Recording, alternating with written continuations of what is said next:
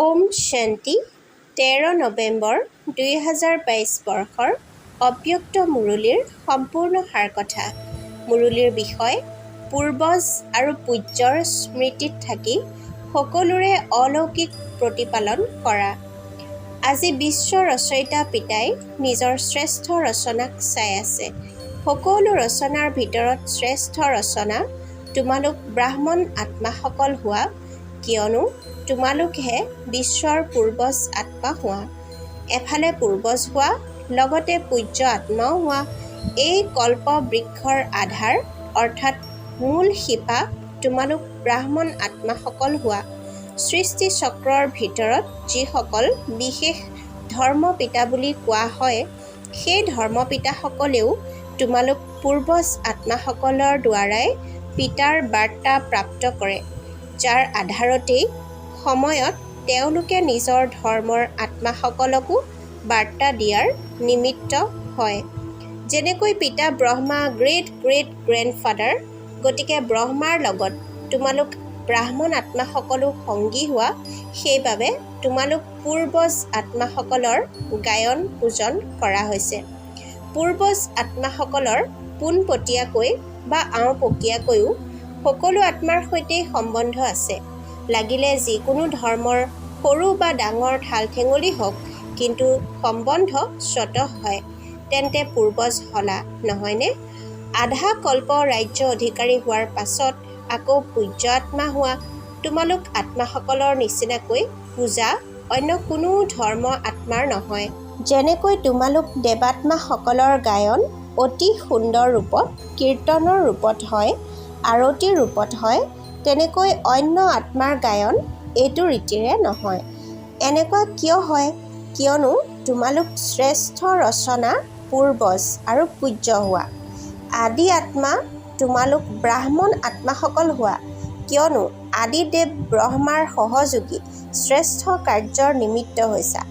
অনাদি ৰূপতো পৰম আত্মাৰ অতি সমীপত থাকোঁতা আত্মা হোৱা। পূৰ্বজৰ কাম কি? পূৰ্বজে সকলোৰে প্ৰতিপালন কৰে। জ্যেষ্ঠজনৰ প্ৰতিপালন প্ৰসিদ্ধ। গতিকে তোমালোক সকলো পূৰ্বজ আত্মাই সকলো আত্মাক প্ৰতিপালন কৰি আছানে? নে কেৱল নিজৰ আহি থকা বিদ্যাৰ্থীসকলৰ প্ৰতিপালনহে কৰা? নতুবা সম্বন্ধ সম্পৰ্কত থকা আত্মাসকলৰ প্ৰতিপালন কৰা? গোটেই বিশ্বৰ আত্মাসকলৰ পূৰ্বজ হোৱা, নে কেৱল ব্ৰাহ্মণ আত্মাসকলৰ পূৰ্বজ হোৱা? যি শিপা বা কাণ্ড থাকে, সেয়া গোটেই বৃক্ষজোপাৰ কাৰণে। কিমান সেৱা কৰিব লাগে? প্ৰতি খিলা পাতক পানী দিব লাগে, অৰ্থাৎ সকলো আত্মাৰ প্ৰতিপালন কৰাৰ নিমিত্ত হোৱা। যেতিয়া কোনো ধৰ্মৰ আত্মাক লগ পোৱা বা দেখাও পোৱা, তেতিয়া সেই পূৰ্বজ আত্মাসকল এনেকুৱা অনুভৱ কৰানে যে এই সকলো আত্মা আমাৰ গ্ৰেট গ্ৰেট গ্ৰেণ্ডফাদাৰৰ বংশাৱলীয়েই হয়। আমি ব্ৰাহ্মণ আত্মাসকলো মাষ্টাৰ গ্ৰেট গ্ৰেট গ্ৰেণ্ডফাদাৰ হওঁ, অৰ্থাৎ পূৰ্বজ হওঁ। এওঁলোক সকলো আমাৰেই হয়, নে কেৱল ব্ৰাহ্মণ আত্মাসকলহে আমাৰ? যিহেতু ভাই ভাই বুলি কয়, তেন্তে তোমালোক পূৰ্বজ আত্মাসকল জ্যেষ্ঠ ভাতৃ অৰ্থাৎ পিতাৰ সমান হোৱা। এইটো স্মৃতিয়েই বাস্তৱিক জীৱনত অনুভৱ কৰিব লাগে আৰু কৰাব লাগে। প্ৰতিপালন কৰা অৰ্থাৎ যিকোনো লোককে শক্তিশালী কৰি তোলা। যিকোনো বিধিৰে সাধনেৰে প্ৰতিপালনৰ দ্বাৰা শক্তিশালী কৰি তোলে। লাগিলে ভোজনৰ দ্বাৰা, লাগিলে পঢ়াৰ দ্বাৰা। প্ৰতিপালনৰ প্ৰত্যক্ষ স্বৰূপ হৈছে আত্মা আৰু শৰীৰক শক্তিশালী কৰি তোলা। অলৌকিক প্ৰতিপালনৰ স্বৰূপ হৈছে নিজে পিতাৰ দ্বাৰা প্ৰাপ্ত হোৱা সকলো শক্তি অন্য আত্মাসকলক ধাৰণ কৰোৱা। যিটো আত্মাক যি শক্তিৰ আৱশ্যক, তেওঁক সেই সময়ত সেইটো শক্তিৰে প্ৰতিপালন কৰা। কেৱল সেৱা কেন্দ্ৰৰ প্ৰতিপালন কৰা, নে গোটেই বিশ্বৰ আত্মাসকলৰ প্ৰতিপালন কৰা? বৰ্তমান সময়ত সকলো আত্মাৰে তোমালোক পূৰ্বজ আত্মাসকলৰ প্ৰতিপালনৰ আৱশ্যকতা আছে। অশান্তিৰ সময়ত তোমালোক পূৰ্বজ আত্মাসকলৰ আৰু বিশেষ কাৰ্য স্বতঃ হৈ যায়। গতিকে সেই পূৰ্বজ নিজৰ প্ৰতিপালনৰ সেৱাত লাগি যোৱা। তোমালোক সকলোৱে অস্থিৰতাৰ খবৰটো শুনিলা, কিন্তু সেৱাৰ বাবে সজাগ হলা নে শুনাৰেই আনন্দ ললা? তোমালোক আত্মিক সমাজ সেৱকো হোৱা। এয়াই তোমালোক পূৰ্বজ আত্মাসকলৰ দায়িত্ব। এতিয়াও বিশ্বত অস্থিৰতা আছে আৰু এই অস্থিৰতাটো সময়ে সময়ে বাঢ়িবই। তোমালোক আত্মাসকলৰ দায়িত্ব হ'ল এনেকুৱা অস্থিৰ সময়ত আত্মাসকলক বিশেষ শান্তি, সত্যৰ, শক্তিৰ সাহস দিয়া। লাইট হাউচ অৰ্থাৎ প্ৰকাশপুঞ্জ হৈ সকলোকে লাইট অৰ্থাৎ পোহৰ দিব লাগে। বুজিলা কি কৰিব লাগে? এতিয়া নিজৰ দায়িত্ব বা কৰ্তব্য আৰু তীব্ৰ গতিৰে পালন কৰা, যাৰ দ্বাৰা আত্মাসকলে আত্মিক শক্তিৰে সকাহ পায়। জ্বলি থকা দুখৰ অগ্নিত শীতল জলৰ অনুভৱ কৰে যেন।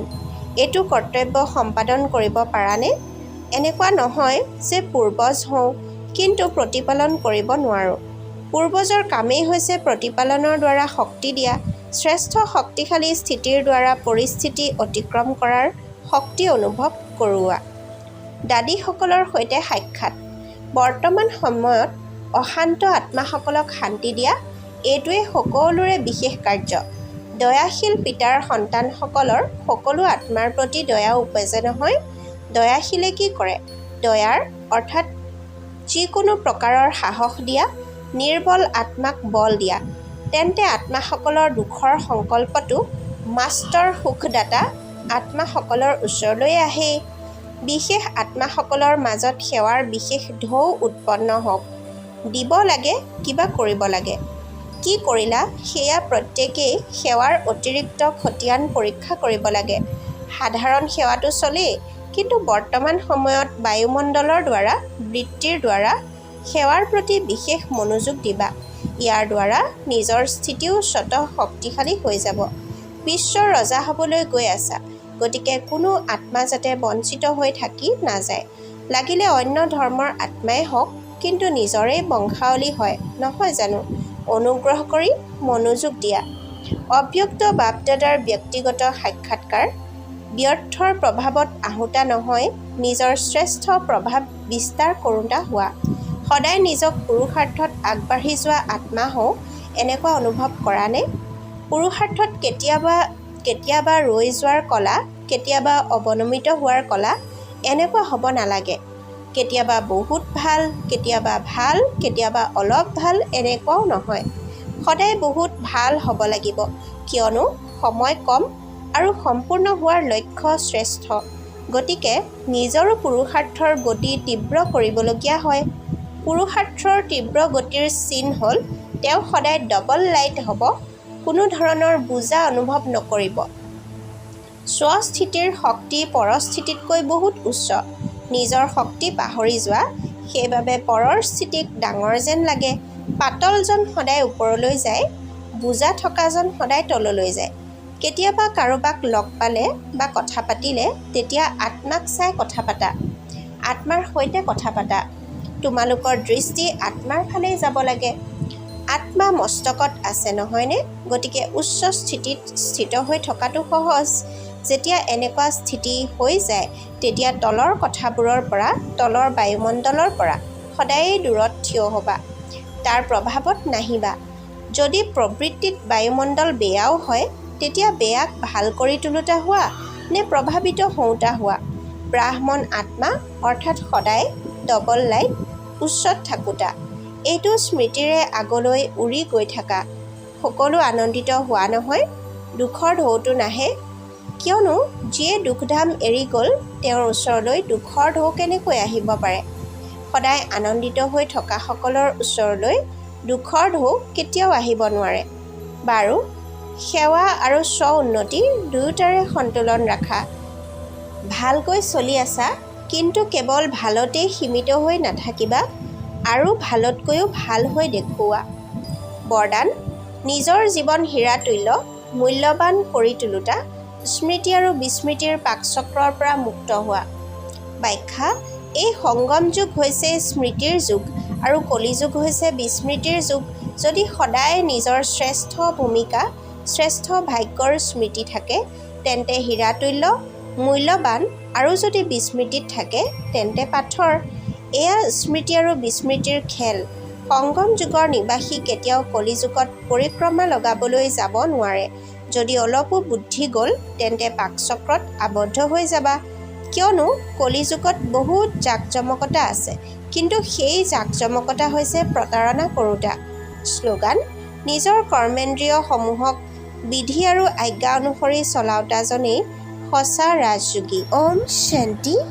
সেৱাৰ বৃদ্ধিৰ অৰ্থে এই চেনেলটো লাইক, ছাবস্ক্ৰাইব আৰু ঈশ্বৰীয় বিদ্যাৰ্থীসকলৰ মাজত শ্বেয়াৰ কৰিব বুলি আশা কৰিলোঁ। ধন্যবাদ।